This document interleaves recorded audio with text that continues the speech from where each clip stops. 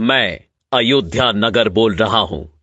मेरा नाम अयोध्या इसलिए पड़ा क्योंकि मुझे युद्ध में ना तो कभी पराजित किया जा सका और ना ही किया जा सकेगा। वेदों में मुझे ईश्वर की नगरी कहा गया है और मेरी संपन्नता की तुलना स्वर्ग से की गई है। आदिकाल से मैं पवित्र सरयू नदी के तट पर 12 योजन लंबाई और 3 योजन चौड़ाई में बसा था। कई शताब्दियों तक मैं सूर्यवंशी राजाओं की राजधानी रहा। मेरा इतिहास हिंदू धर्म के सबसे पुराने इतिहासों में से एक है। मेरी उत्पत्ति ब्रह्मा जी के मानस पुत्र मनु से संबंधित है। मैं और मेरा सूर्यवंश मनु के पुत्र इक्ष्वाकु से प्रारंभ हुआ था। वेदों और पुराणों में मुझे अयोध्या के नाम के साथ और भी कई प्राचीन नामों से पुकारा गया है, जैसे साकेत, कौशलपुर, अवध, श्रावस्ती और अयोध्या।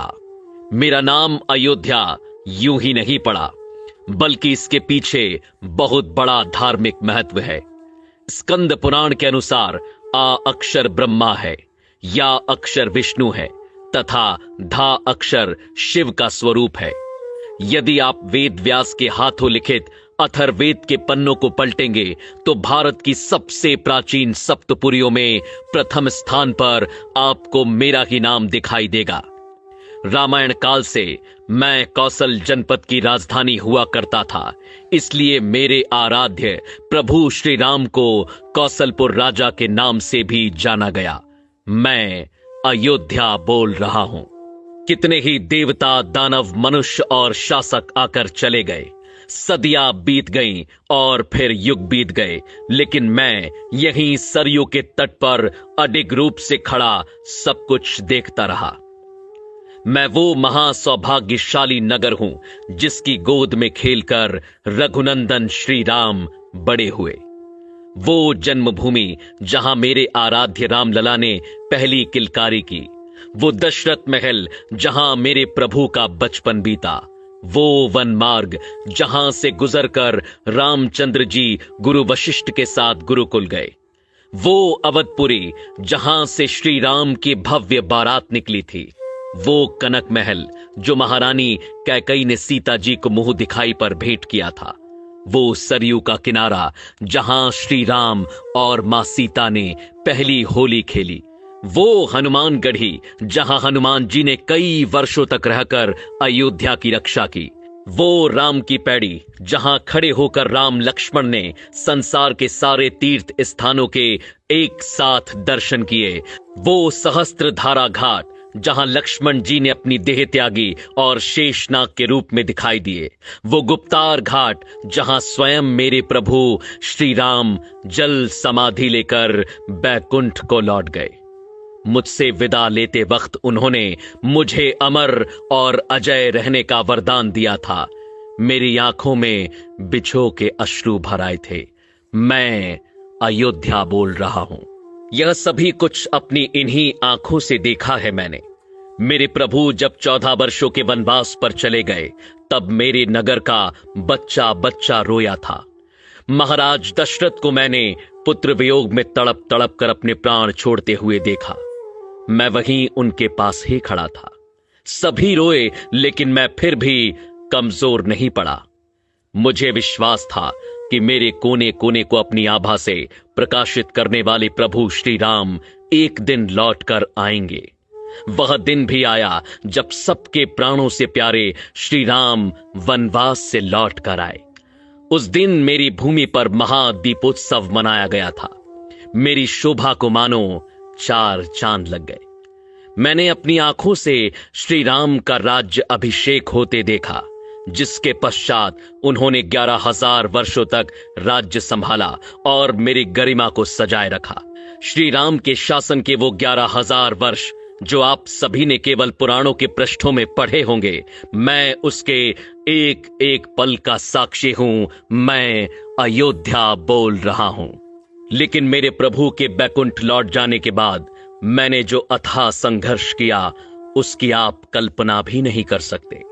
श्री राम के जाते ही संपूर्ण अयोध्या पर बसने वाले मंदिर, राजमहल, घर द्वार, सभी कुछ को मैंने सरयू में समाहित होते देखा। वह दृश्य मैं आज भी नहीं भूल सकता, जब मात्र मेरी भूमि ही शेष रह गई थी। अनेकों वर्षों तक यह भूमि यूं ही रिक्त पड़ी रही और मैं प्रतीक्षा करता रहा इसे पुनः सुसज्जित करने वाले की। अनेकों वर्षों बाद यह प्रतीक्षा खत्म हुई और भगवान राम के पुत्र महाराज कुश ने अपनी युवावस्था में सर्वप्रथम अपने पिता श्री राम की पुण्य जन्मभूमि पर मंदिर का निर्माण करवाया। सूर्यवंश की अगली 44 पीढ़ियों तक यह अस्तित्व में रहा। वर्ष बीतते गए और पूरा युग बीत गया। मैंने द्वापर युग का आरंभ भी देखा और उसका अंत भी। सूर्यवंश के अंतिम राजा बृहदबल की मृत्यु महाभारत के युद्ध में अभिमन्यु के हाथों हुई और उसके बाद मैं एक बार फिर अकेला पड़ गया। कलयुग का आरंभ हुआ। समय के साथ धीरे धीरे मैं लुप्त होने लगा। मेरे अयोध्या नाम को जानने वाले सभी मुझे छोड़कर चले गए। कलयुग के आते ही मेरी फिर से अस्तित्व में आने की उम्मीद टूटने लगी। लेकिन कदापि मेरे आराध्य श्री राम की ही कृपा थी कि कलयुग के आरंभ में एक दिन चक्रवर्ती सम्राट विक्रमादित्य शिकार खेलते हुए मेरी अयोध्या भूमि पर पहुंचे। मुझे एक असामान्य भूमि जानकर उन्होंने खोज आरंभ की और यह ज्ञात किया कि यह श्री राम की अवध भूमि है। तब विक्रमादित्य ने यहां भव्य राम मंदिर के साथ साथ 360 मंदिरों का निर्माण कराया, जिनकी भव्यता देखते ही बनती थी। कलयुग में मुझ अयोध्या का अस्तित्व एक बार फिर लौट आया। इसके बाद समय समय पर मैंने अच्छे और बुरे दिन देखे, लेकिन मैं अडिग रहा। साल 1033 में मुगल आक्रांता सालार मसूद ने मेरे मंदिरों को ध्वस्त किया, जिसके बाद गढ़वाल वंश के राजाओं ने फिर मंदिर का निर्माण कर मुझे खड़ा किया। साल 1528 में मुगल बादशाह बाबर के निर्देशों पर फिर मुझे कुचलने की कोशिश की गई और मेरे सर्वस्व श्री राम के पूज्य जन्म स्थान पर बलपूर्वक मस्जिद खड़ी कर दी गई। मेरे रामलला से प्रेम करने वालों के हृदय में ये आग धधकती रही कि श्री राम को न्याय कब मिलेगा, और 1853 में यह आग भड़क उठी जब यहां पहली बार हिंदू मुसलमानों के बीच दंगे हुए। उस समय अंग्रेजी सरकार ने अस्थायी रूप से समझौता कराया। साल 1949 की खुदाई में यहां श्री राम के अवशेष मूर्तियां पाई गईं, जिसके बाद 1950 में सिविल कोर्ट में मूर्ति स्थापित करने की इजाजत मांगी गई। साल 1961 में एक बार फिर मेरी जागती उम्मीदों पर प्रहार हुआ और मेरे आराध्य श्री राम की मूर्तियां हटाने की कोशिश की गई।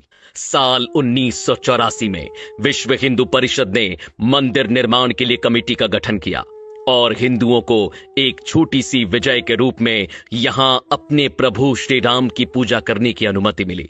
इसी क्रम में साल 1992 में कई हिंदू संगठनों ने मिलकर मस्जिद के विवादित ढांचे को गिरा दिया, जिसके बाद देश भर में सांप्रदायिक दंगे भड़क उठे, जिसमें 2000 से ज्यादा लोगों को अपने प्राणों की आहुति देनी पड़ी।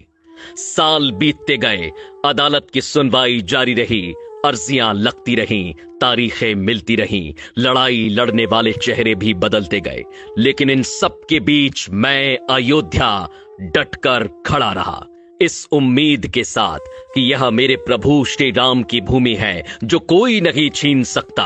आखिरकार बहुत लंबी प्रतीक्षा के बाद साल 2019 में इस लड़ाई में पहली विजय मिली, जिससे मेरा रोम रोम खिल उठा जब सुप्रीम कोर्ट ने मेरे प्रभु श्री राम के पक्ष में फैसला सुनाया और 2.77 एकड़ भूमि के हिस्से को मेरे रामलला के लिए लौटाया।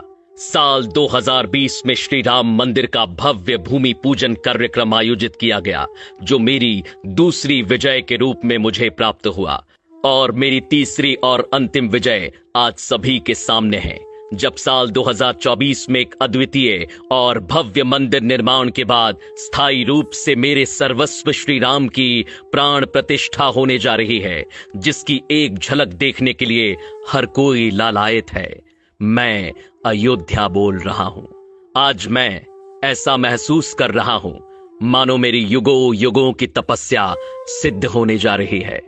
मैं नहीं जानता कि आप में से किसे ये सारी बातें सत्य लगती हैं और किसे केवल एक कल्पना, लेकिन मैं वो अयोध्या हूं जिसने अपनी आंखों से इन सभी दृश्यों को देखा है। युगों युगों से इस कठिन समय को मैंने जिया है, और मुझसे बेहतर भला ये कौन जानता है कि लोग आते जाते रहेंगे, युग बदलते रहेंगे, लेकिन मेरे आराध्य श्री राम हर युग में हैं, हर काल में हैं, हर घड़ी में हैं, दृश्य और अदृश्य दोनों रूप से सदैव यहां उपस्थित रहेंगे। और मेरे उस मंगल भवन के दरबार में देर हो सकती है, लेकिन अंधेर नहीं। जय जय श्री राम। अगर आपको यह वीडियो पसंद आया तो इसे शेयर करना ना भूलें।